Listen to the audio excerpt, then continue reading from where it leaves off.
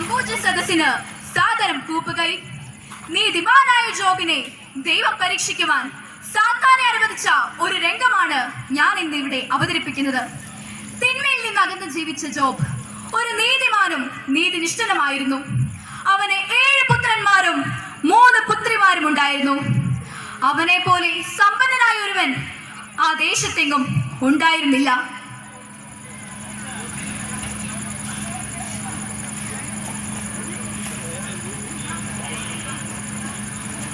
കർത്താവായ ദൈവമേ, അങ്ങ് എനിക്ക് നൽകിയ എല്ലാ ദാനങ്ങൾക്കും സൗഭാഗ്യങ്ങൾക്കും അങ്ങേക്ക് ഞാൻ നന്ദി പറയുന്നു.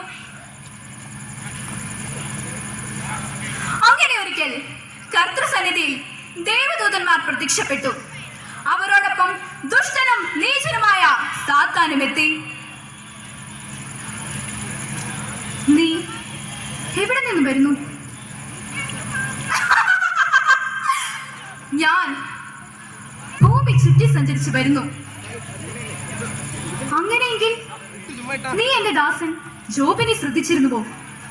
അവനെ പോലെ നീതിനിഷ്ഠനും ദൈവത്തെ അനുസരിക്കുന്നവനുമായി മറ്റാരെങ്കിലും ഈ ഭൂമുഖത്തുണ്ടോ? ചർമ്മത്തിന് പകരം ചർമ്മം. നീ അവന്റെ അസ്ഥിയിലും മാംസത്തിലും കൈവയ്ക്കണം. നിന്നെ പോലൊരാളെ അവൻ തള്ളിപ്പറയും. സ്വന്തം ജീവന് വേണ്ടി മനുഷ്യൻ നിന്നെ തള്ളിപ്പറയും.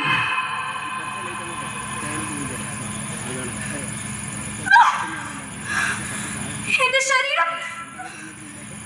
ശരീരത്തിന് ഇതെന്ത് പറ്റി? കർത്താവായ ദൈവമേ, എന്റെ ശരീരം മുഴുവൻ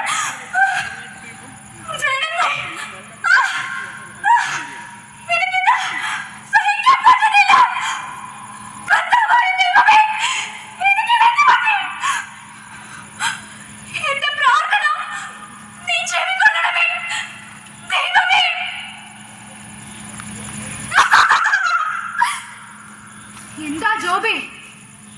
നാണമില്ലേ ജോബേ?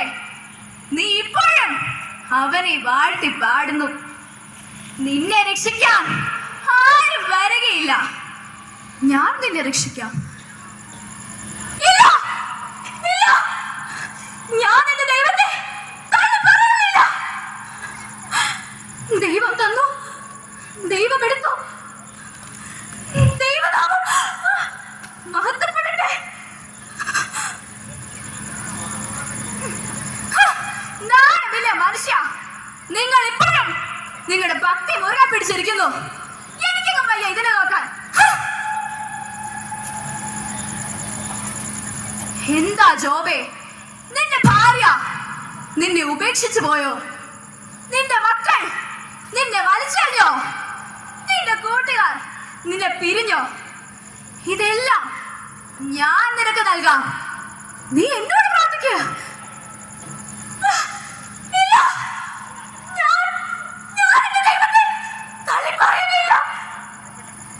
ദൈവം തന്നു, ദൈവം എടുത്തു.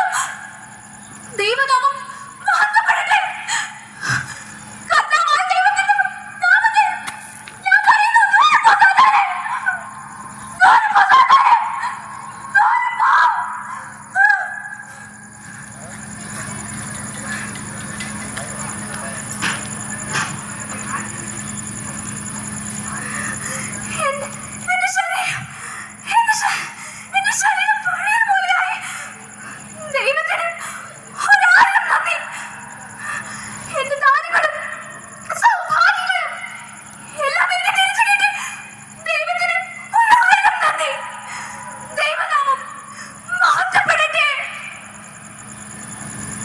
ഇങ്ങനെ ജോബിനെ പോലെ നമ്മുടെ ജീവിതത്തിലും പ്രതിസന്ധികളും പരീക്ഷകളും ഉണ്ടാകും.